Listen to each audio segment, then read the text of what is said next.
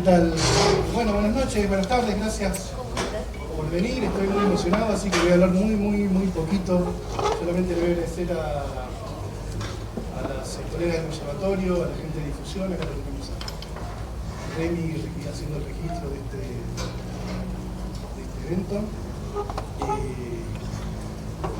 Yo de mi parte voy a apelar a que por el trayecto de los últimos 5 años que hace que estamos con María Laura y a cargo de la coordinación del conservatorio, hablen y les voy a poner la responsabilidad a los estudiantes en curso y a los que egresaron en nuestra pequeña gestión, y le voy a dar paso a la palabra a María Laura y le voy a agradecer a Santiago y al querido maestro Ricardo Capellano, para quien pido un enorme aplauso.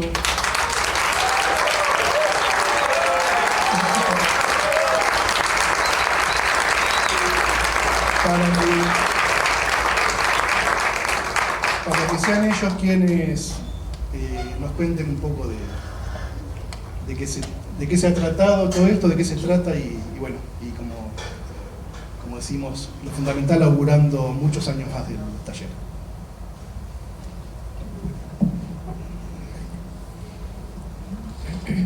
Bueno, buenas noches, gracias a todos por haber venido. Y mucho no tengo para decir. Fundamentalmente estamos acá sentados esperando que Ricardo va a proponer un tema, y originalmente la idea era que era una charla interactiva con los actuales estudiantes del taller, y que te tenés que bancar las preguntas de los estudiantes, Cape. Bueno, vamos a ver si esa parte va o no va, pero en principio gracias a todos por estar y bueno, que lo disfrutemos mucho y por 40 años más.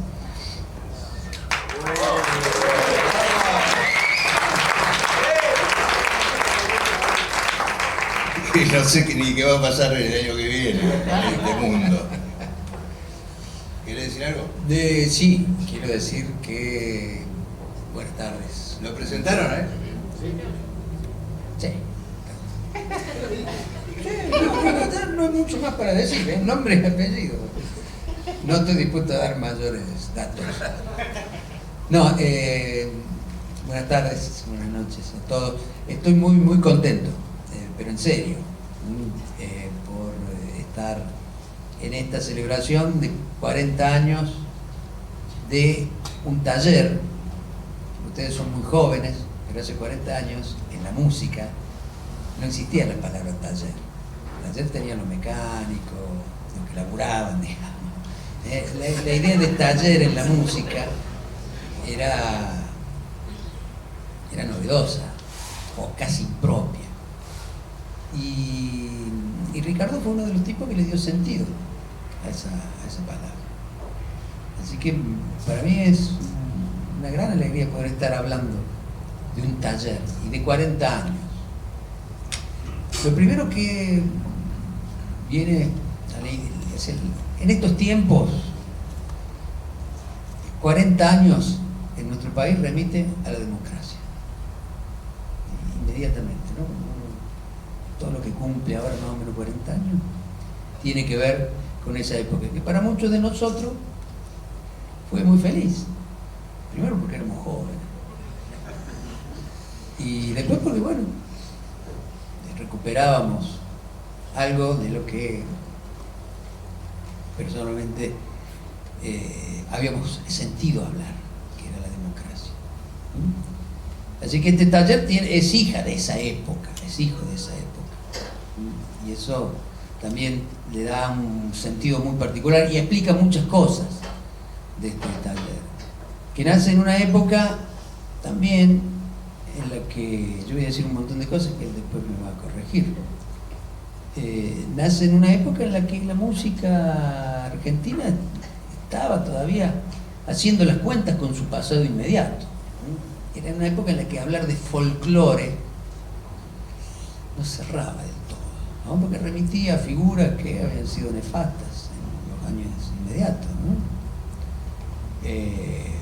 Era una época en la que se manejaba una idea de música popular argentina, era una época en la que la idea de música culta, clásica, llámala como quiera, académica, estaba encerrada en esas temibles instituciones que eran los conservatorios. Y este taller abrió, y no lo hizo en un día, sino en estos 40 años lo viene haciendo. Además, la idea de taller, abro un paréntesis, una digresión, la idea de taller me gusta porque no da la idea de algo terminado. La idea de taller es un trabajo, es un work in progress, ¿no? Y decía que nace en una época en la que no había dudas sobre la mezcla de géneros.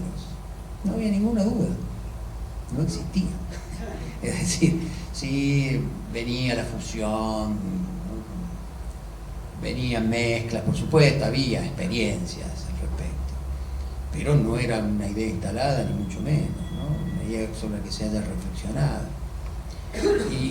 Y el gran mérito de este taller es justamente haber empezado esa tarea, pero haberlo hecho haciendo, como se hace en un taller.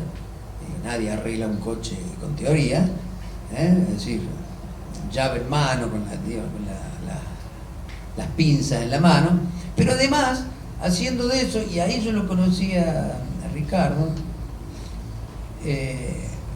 haciendo de eso, sacando de esa práctica una teoría, no al revés, que había sido como en los 4 siglos precedentes de música, sino al revés, haciendo de esa práctica una teoría. Y hoy tenemos una experiencia de 40 años en un ámbito en el que no estaba nada dado, ¿no? Había que hacerlo, y tenemos además de eso, de esa experiencia, tenemos la teoría en torno a esa experiencia, ¿no? Que es lo que Ricardo ha trabajado, ha pensado, ha reflexionado en esos microartículos, ¿no? Que son, ¿no? Además de estar muy bien escritos, cosa que envidio mucho, son todo pulpa, digamos, ¿no? No hay nada en vano, ¿no? En el certero formato de la pastillita, a lo Roberto Arlt, te manda, siguiendo con una metáfora artiana, el cross a la mandíbula en cada uno de esos artículos. ¿Qué sé yo? Estoy muy contento, muy feliz de que me hayan invitado los profes, y me hayan considerado digno de venir a decir algo sobre este taller y sobre este personaje al que descubrí. ¿Te jode el personaje? No, lo soy. No, al que descubrí por la magia de las redes. Y conocí recién hoy, personalmente. Y hemos hecho un montón de cosas antes, así que, bueno, qué sé yo, acá estamos. Felicidades. Es para celebrar 40 años y para ustedes, chicos y chicas, nada de esto fue dado.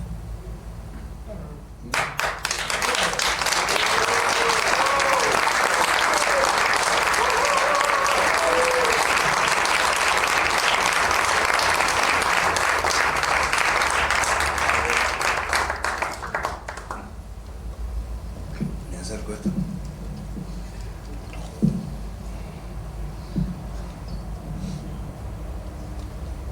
Bueno,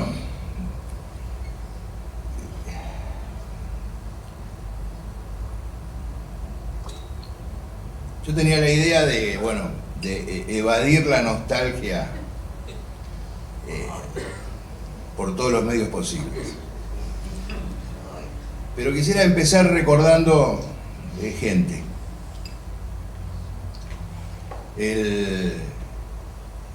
En el 84, ¿cómo empezó? Había un compositor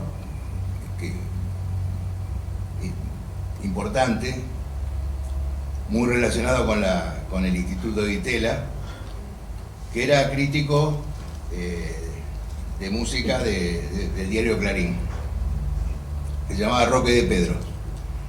En la democracia lo nombran director general de enseñanza artística de la municipalidad.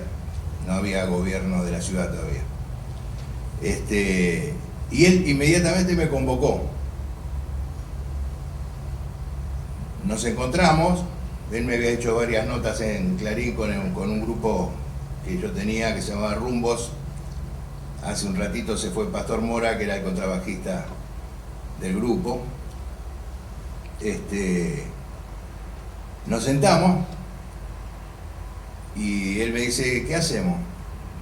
Y bueno, algo con la composición.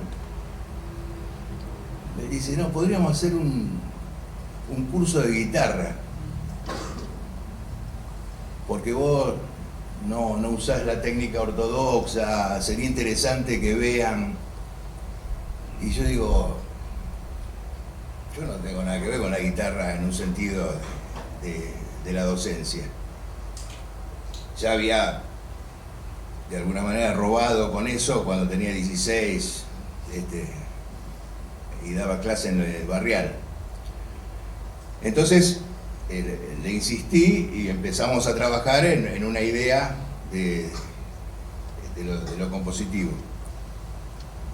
Entonces primero quiero reconocer lo de Roque, porque fue muy difícil el comienzo de lo que era el curso de intercambio creativo instrumental, se llamaba así. Y él sostuvo cuando, por ejemplo, teníamos un alumno, se habían ido todos, vinieron, entraron y nosotros no teníamos la más puta idea de qué hacer. Esa es la verdad, teníamos lindas frases, la creación y las boludeces esas que uno hace, como ahora le dicen humo. Pero bueno, pensábamos que en una de esas salía algo.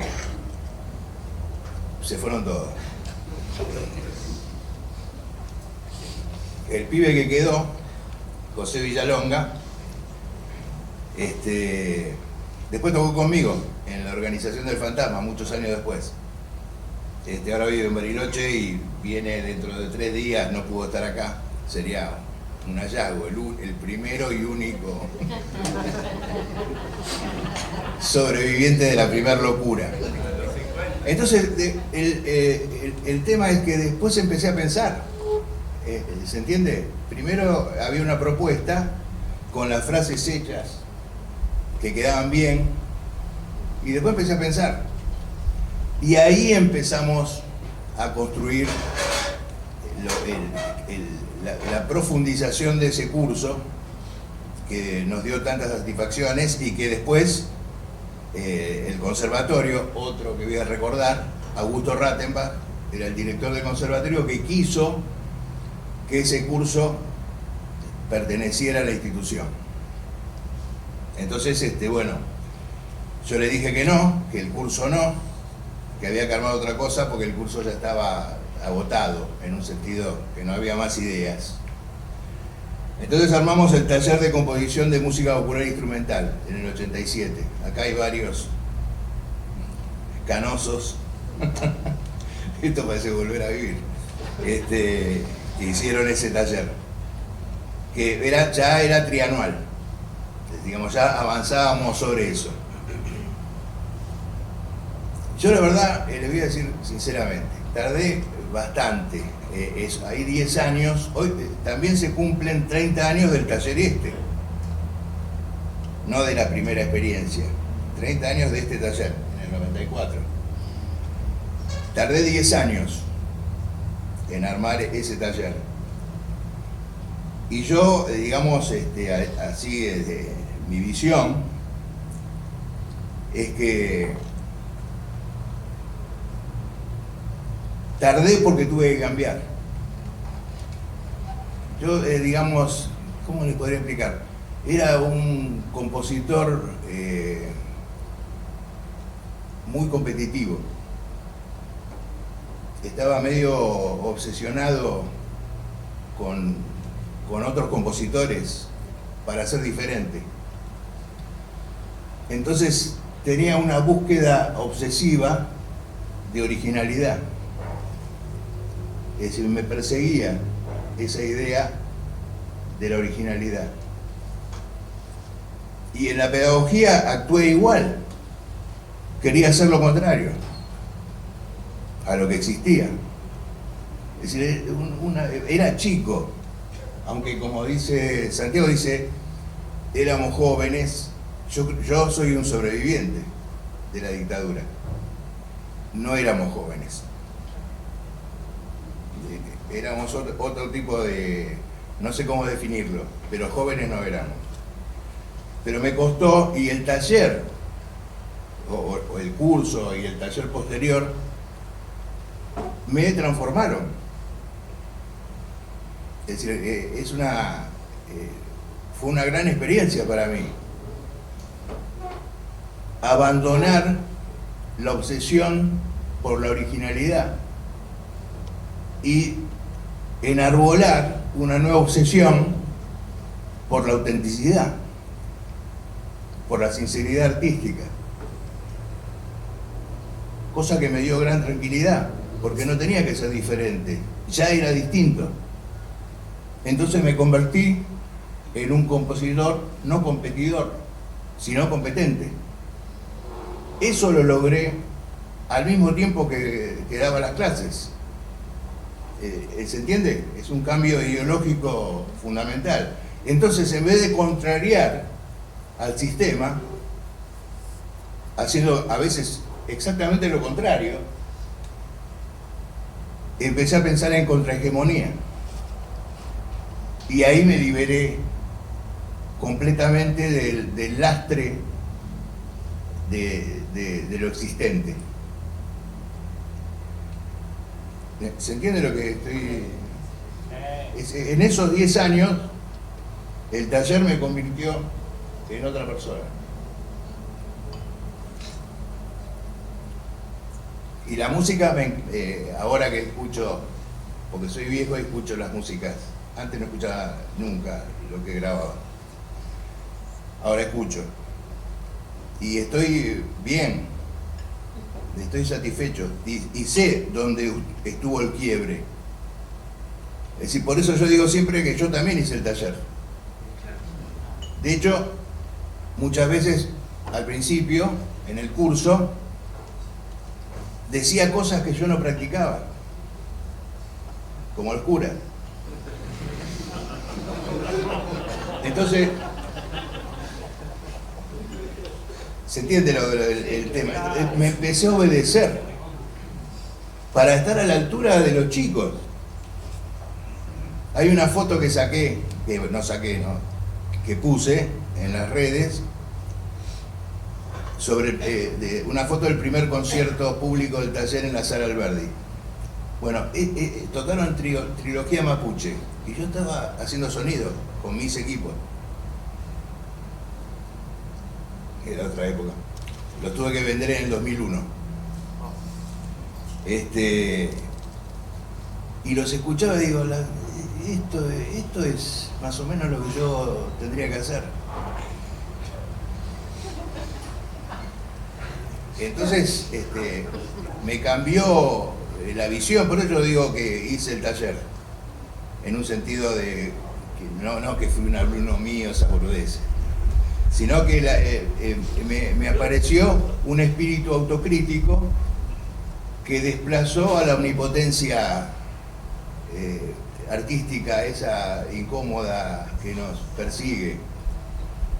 ¿Se entiende? La liberación de dejar de competir y reconocer que uno tiene que hacer la música sincera, es una liberación espectacular, porque ya uno no persigue lo diferente, sino acepta lo que tiene adentro, lo que quiere que salga.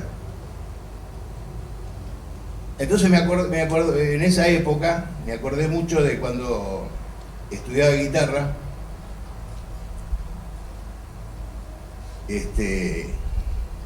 Ponele, tendría 14 y estaba tocando una de Abel Fleury, estilo pampeano. Entonces, como me gustaba la música, la fui memorizando. En esa época no era castigado esa costumbre. Había que leer. Y estaba tocando y ya la tenía. Cerré los ojos. Viste que te pasa eso cuando vas, y las vi.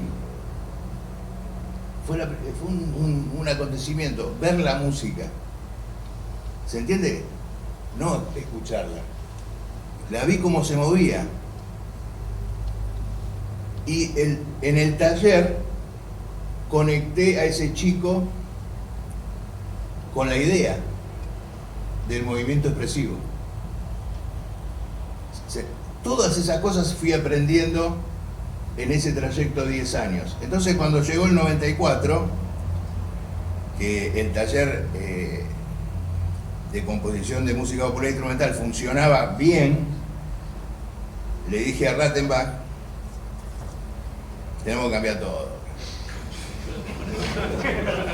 Hay que ir para otro lado, esto no funciona. No, boludo, pero tenemos que cambiar. Y ahí empezó el taller. Empecé a escribir también. Ya escribía mucho en cuadernos y cosas así que tenía. Y empecé a escribir más y más y más, gráficos y cosas, hasta que empecé a idear una concepción que después se convirtió en una pedagogía, se fue sofisticando con el tiempo. Digamos, hay una situación, él dice bien, y yo diría, él dice, bueno, él, Santiaguito, dice: no nos conocíamos hasta ahora, pero ahora ya. Este tomó vino, yo, bueno, un poco de ginebra con mucha agua. No sé si tengo ginebra acá. Bueno, sí. Me perdí, boludo. Da por hablar bien de mí. Bueno, uy, me lo olvidé. La perdí.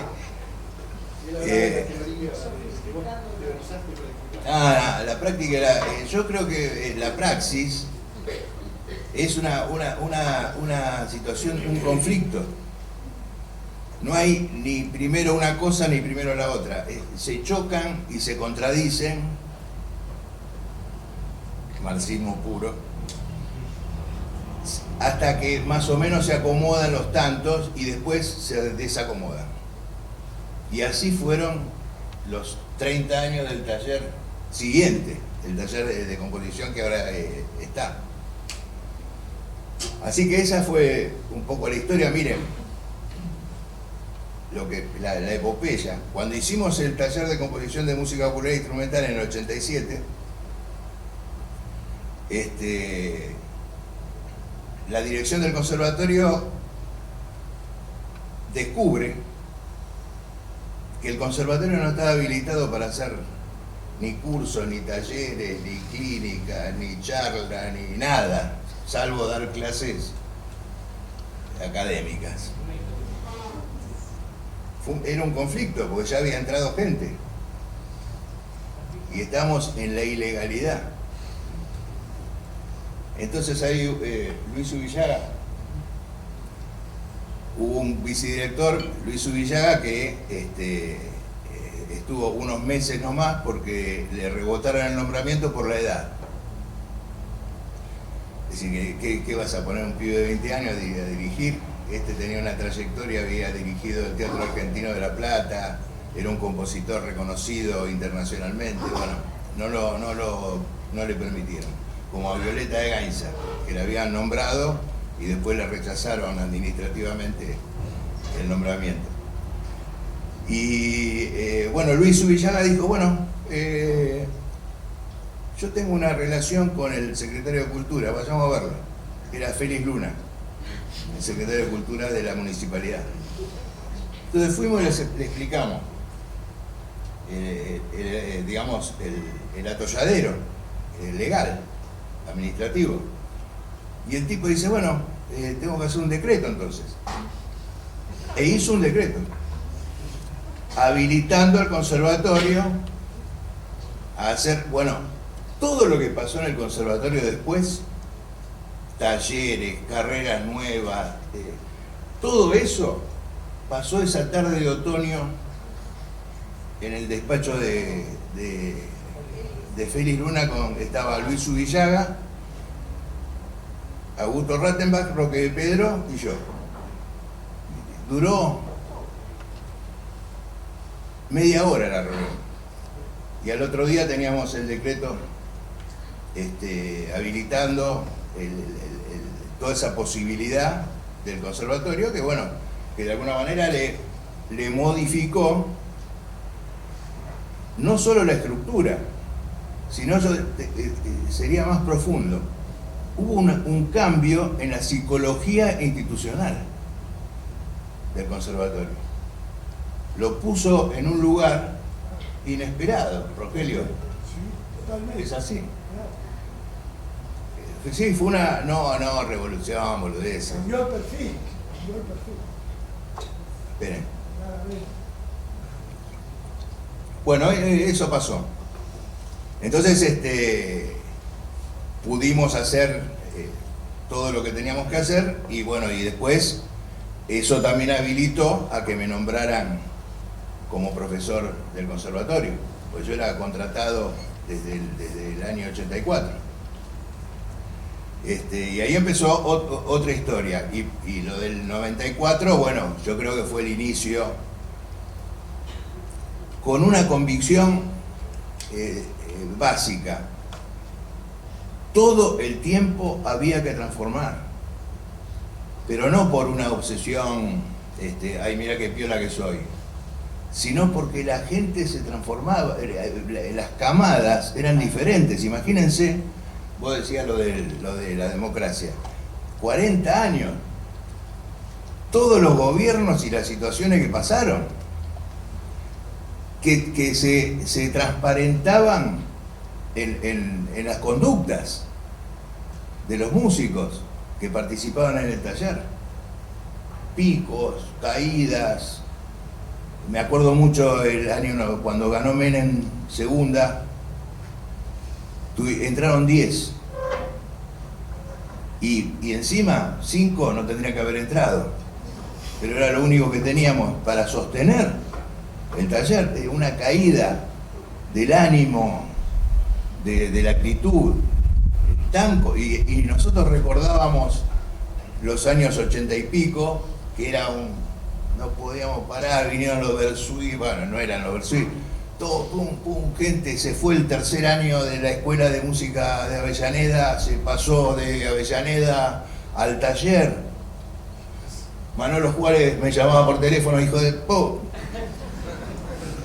Todo un conflicto, era un hervidero espectacular, y menos de 10 años después era un cementerio la cuestión cultural y artística en la ciudad. Toda la gente alquilaba videos, nadie iba a escuchar nada, nadie iba al cine. Los cines después se transformaban en esos cositos. Tuc, tuc, tuc. Era un cambio total. Viene el otro, de la Rúa, sube. Hay un optimismo. Entonces vienen pibes, pum, pa. 2001. Y no quiero hacer propaganda política, pero después de 2003 empezamos a ir para arriba asquerosamente.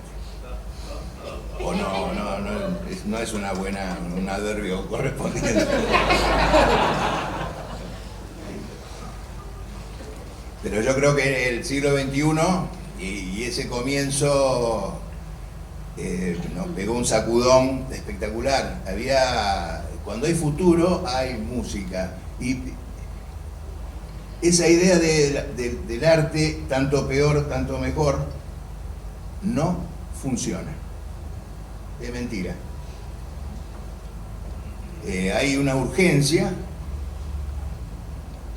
como en la dictadura, que no permite profundización. Entonces, no es cierto lo de tanto peor, tanto mejor con la cuestión artística, que tan en boga está muchas veces. Hay decadencia, hay menos profundidad, hay más urgencia, más mensaje, más representación, menos simbología. Y cuando el campo simbólico se abandona, el arte cae, porque ese es el territorio. Bueno, me alegro mucho que estén todos acá.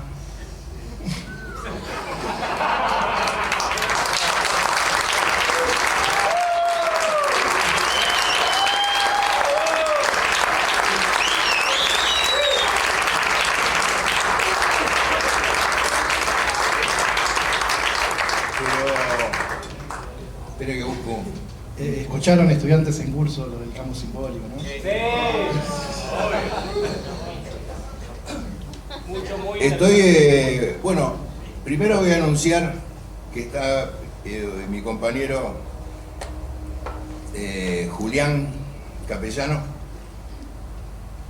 vendiendo libros en oferta. Especial por hoy. No tenemos muchos, así que si se apuran, mejor. Y a partir de eso, les cuento que estoy escribiendo un libro sobre composición y pedagogía creativa, que de alguna manera es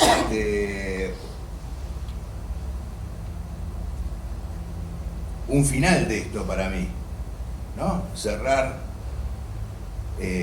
con toda la elaboración de lo que pasó de alguna manera en estos 40 años. Y les voy a leer la primera parte de un capítulo, el capítulo 8 creo que se llama Introducción a la pedagogía creativa. Y de alguna manera, digo mucho de alguna manera, parezco alguno. O sea, qué cagada, boludo. Porque con todas las cosas de los 40 años y terminamos acá, con todo lo que hicimos. Bueno, no importa. Yo he pasado por cosas peores. Y siempre salimos.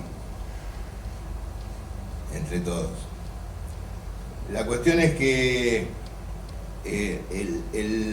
la clave del pensamiento pedagógico es parecida a la composición. Simplicidad y profundidad.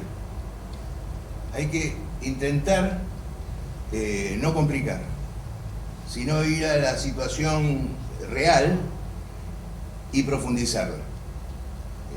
No digo en composición, en pedagogía. Entonces este capítulo, que tiene un desarrollo, yo voy a leer dos subtítulos. El concepto. Empieza así el capítulo. Y dice: la música es un arte que vuela, habita el espacio y produce diversas relaciones perceptivas con el tiempo.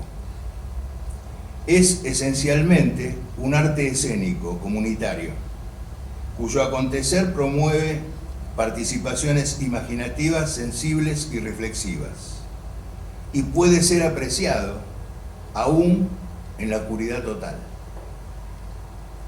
La organización creativa de sus sonoridades, que incluyen al silencio en presencia o transparencia, puebla el aire, modelando linealidades, profundidades y densidades. Es decir, que dentro de un espacio real es posible generar una tridimensión espacial envolvente, inmaterial, y una temporalidad indócil a la convención. La función inicial de su pedagogía es concientizar estas singularidades del arte musical, estudiando, explorando y comprendiendo las materialidades naturales y artificiales, los conceptos, las técnicas, los recursos y los lenguajes que comunican el sentido de su movimiento expresivo en esas 4 dimensiones. Tú.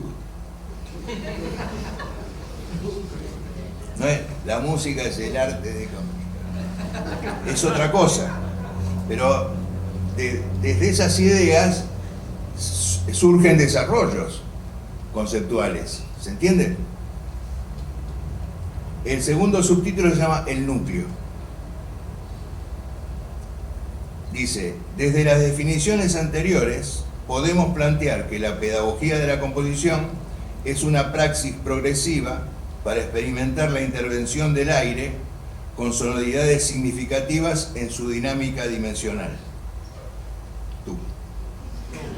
Entonces, la confluencia de la inmaterialidad artística con la materialidad de los medios expresivos es el núcleo pedagógico. Un núcleo no hipotético que nos exige un territorio creativo que permita su expansión y profundización, para que los medios no desplacen ni asfixien al fin artístico. Tú. Este capítulo sigue el hábitat pedagógico, el diseño metodológico y la estructura pedagógica. Terminé.